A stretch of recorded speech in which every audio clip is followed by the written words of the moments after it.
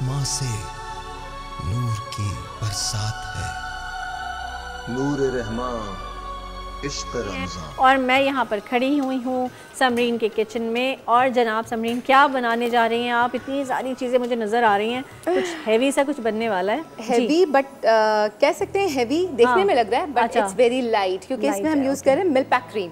जब milk pack cream use करते हैं तो चीज़ें हैवी कैसे हो सकती हैं? सही सही जी। ये हम बना रहे हैं आज मिक्स बीन सैलेड। उसके लिए उसमें हमारे पास ये जो चीज़ें नज़र आ रही हैं, हमारे पास जितनी भी बीन्स हैं वो हम इसमें इस्तेमाल करेंगे। इसको आप लाल लोबिया कह लें, पेशावर साइड पर जिसको कलूल कहा जाता है, जी हाँ, किडनी बीन्स है, रेड बीन्स है, व्हाटएवर, ये से ये हो जाएगा। देन इसके साथ हमारे पास वाइट किडनी बीन्स हैं जो छोटे वाले होते हैं, काबुली चने हैं या चिकपीस कह लीजिए, ये कैन नहीं है, ये सब चीज़ें घर में बॉईल हुई हुई हैं थोड़े से नमक और सोडे के साथ। और ये है हमारे काले चने, ठीक है जी। ये इस तरीके से ये इसमें हमारे पास ये चीज़ें इस्तेमाल होंगी। सबसे पहले उसकी मिक्सिंग करेंगे हम। मिक्सिंग के लिए सबसे पहले हम ले रहे हैं हमारी milk pack cream. Milk pack की बहुत सारी प्रोडक्ट्स मौजूद हैं। इसका मिल्क भी आपको, क्योंकि नाम ही मिल्क पैक है तो मिल्क होता है, लेकिन इसके साथ साथ क्रीम मौजूद है जिसको बहुत सारे आप सेवरी यानी नमकीन चीज़ों में भी इस्तेमाल कर सकते हैं, और इसके साथ साथ आप मीठी चीज़ों में भी। हमारे तो डिज़र्ट कंप्लीट ही नहीं होते विदाउट मिल्क पैक क्रीम। तो एक पैकेज लिया है मिल्क पैक क्रीम, उसके साथ हम डाल रहे हैं तकरीबन 3 to 4 टेबल स्पून्स हमने मायोनीज़ डाला है। अगर आप वेट वॉचर हैं तो आप इसको स्किप कर सकते हैं, ठीक है। जो लोग अपने जो लोग थोड़ा हैवी नहीं चाहते हैं, इसको लाइट करना चाहते हैं, इसको स्किप कर सकते हैं, करके आप इसको सब्स्टिट्यूट कर सकते हैं दही के साथ। Okay, right. जो वेट वॉचर्स हैं, क्योंकि जो वेट वॉचर्स होते हैं उनको बहुत सारे जो न्यूट्रिशनिस्ट हैं या डाइटिशियंस हैं वो रिकमेंड कर रहे होते हैं सैलेड्स, तो उसमें आप इसको स्किप ऐसे ही होंगे, और नहीं भी हैं तो बन जाए, मैं तो कहती हूँ। अच्छा, इसके साथ हम डाल रहे हैं इसमें 1 टीस्पून ब्लैक पेपर। कोशिश करें कि ताज़ा पिसी हुई हो तो ज़्यादा अच्छी बनती है।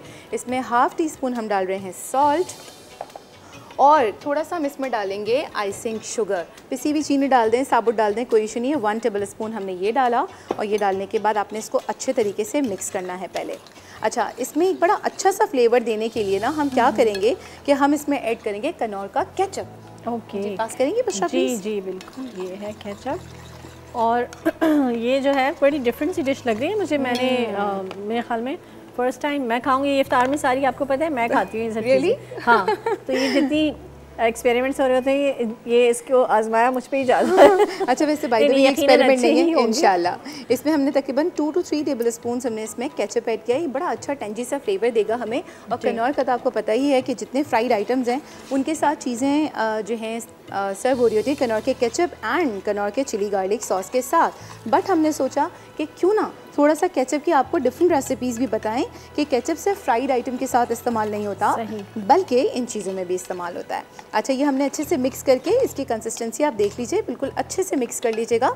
उसके बाद अब आपने इसमें ये चीज़ें ऐड करना शुरू करनी है। 1 कप, सब चीज़ें 1 कप हैं।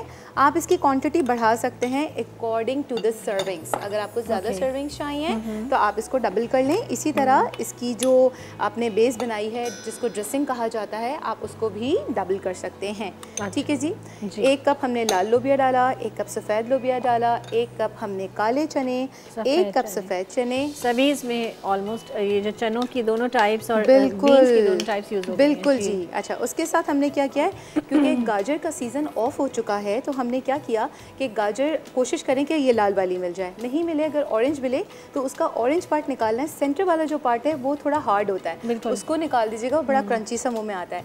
अदरवाइज़ दूसरा ऑप्शन ये है कि उसको थोड़ी देर के लिए आपने क्या करना है, 2 चमचे सोया सॉस और थोड़ा सा पानी, आधा कप पानी में गाजर को काट के उसको ज़रा सा ढक्कन दे के स्टीम दे दीजिए, तो आपकी गाजर थोड़ी सी सॉफ्ट हो जाएगी। चलिए गुड, ये तो साथ साथ टिप्स भी आ रही हैं भाई जी।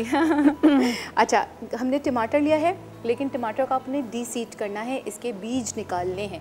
क्योंकि बुशरा मैं आपको बताऊं, अगर आप बीज के साथ टमाटर किसी भी सैलेड में यूज़ करते हैं, आपने देखा होगा थोड़ी देर बाद ये जो क्रीमी सैलेड्स होती हैं, क्रीम अलग होती है, पानी पानी सा आ जाता है, वो बीज की वजह से आता है। अच्छा अच्छा, तो बीज निकाल दें बिल्कुल। और आई थिंक लोग कहते भी कि बीज नुकसानदेह भी होते हैं सेहत के लिए। एग्जैक्टली, हमने खीरे के भी बीज निकाले, लेकिन छिलका नहीं उतारा है, क्योंकि अगर आप छिलका उतार देंगे तो इसमें जो क्रंचीनेस है, इसका जो कुरकुरापन है वो खत्म हो जाएगा। सैलेड्स में उम्मूमन तकरीबन तो ये इसी तरह से इस्तेमाल बिल्कुल होता है। इसी तरीके से होता है। इसको अब आपने अच्छे तरीके से मिक्स करना है और आपने इसको करना है चिल करके आपने इसको, और इसका लुक भी बहुत अच्छा है, बड़ा कलरफुल सा। बहुत शुक्रिया। अच्छा, साथ में हमने छोटा सा ये किया काम, क्योंकि ये मिक्स सैलेड है, आप इस तरह प्लेटर में सर्व कर दें तो वो बड़ा बोरिंग सा लग रहा होता है ना, तो हमने क्या किया कि खीरे के छोटे छोटे से फूल बना दिए हैं। और ये फूल आपने बनाए कैसे, मुझे भी सीखना है भाई। बिल्कुल, मैं दिखा देती हूँ आपको। हाँ। देखें, ये हमने खीरे का स्लाइस लिया था भाई, बहुत गौर से देखिए नाज़रीन, मेरी तरह बहुत सारे लोग होंगे जिन्हें ये नहीं आता होगा। ये स्लाइस हमने कटिंग कर लिया, थोड़ा सा थिक कटिंग करने के बाद आपने सेंटर में यहाँ कट लगाना है। कट लगाने के बाद आपने छुरी से इसको यहाँ तक कट करके और इतना खोलना है। दूसरी साइड से भी ऐसी खोला, एक और स्लाइस, एक और, डिपेंड करता है कि खीरे की थिकनेस कितनी है। इतनी आपने लेने के बाद अब आपने जो सबसे आखिरी वाला स्लाइस है उसको आपने अंदर ऐसे बंद किया, फिर इसको बंद किया ऐसे, एंड देन लास्ट में आपने इसको बंद किया ऐसे। ठीक है जी, लवली, थैंक यू जी। ये तो और बड़ा इजी है, कितना इजी है ना। हाँ, देखने में वही ना, देखिए छोटी छोटी चीज़ें जो है ना, आपकी ये प्रेजेंटेशन जो है मेहमानों का दिल जीत लेती हैं। बिल्कुल बिल्कुल। और घर में इवन बच्चों को भी, अगर आप बच्चों के सामने भी रखें तो जब तक प्रेजेंटेशन अच्छी नहीं हो, थोड़ा सजा बना सा ना हो, तो बच्चे भी देख के फिर भाग जाते हैं। जी बिल्कुल ऐसे ही है।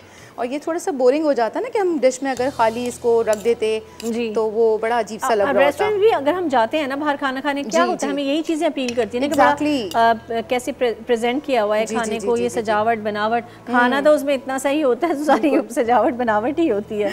एग्जैक्टली ऐसे ही है। जी जनाब, बहुत शुक्रिया समरीन आपका। और समरीन भी हमारे साथ हैं और डिजर्ट भी कुछ हमें बना के खिलाने वाली हैं इफ्तार में। लेकिन आसमां से नूर की बरसात है, नूर रहमान इश्क रमज़ान।